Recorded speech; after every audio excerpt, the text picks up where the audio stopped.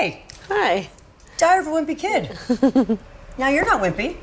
I have been at times. I'm not playing the Wimpy Kid. You're the Wimpy Kid's mom. Yep. And it's called The Long Haul.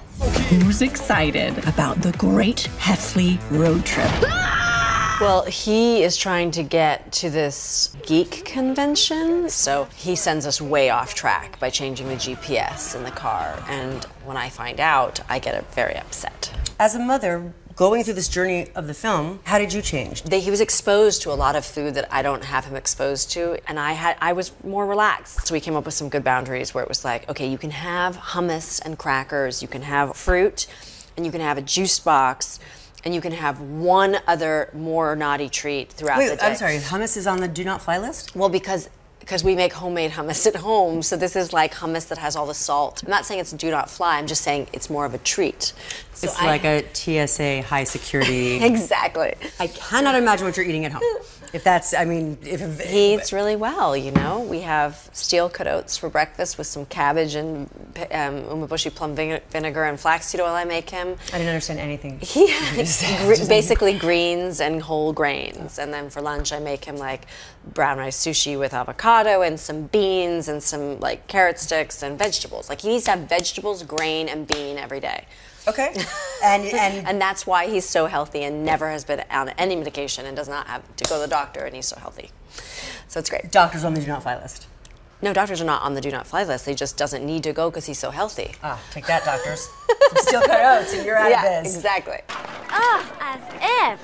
You have had notoriety since you were a very small person. Mm-hmm. Was it important to you growing up, becoming famous, becoming well known?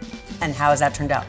No, I never had the goal of becoming famous. That was never my goal. I grew up going to see plays in the West End with my dad in London and like loved theater. I was a theater geek at heart.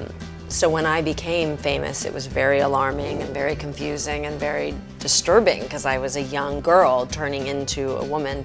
That period happened over the time of like 16 to 18.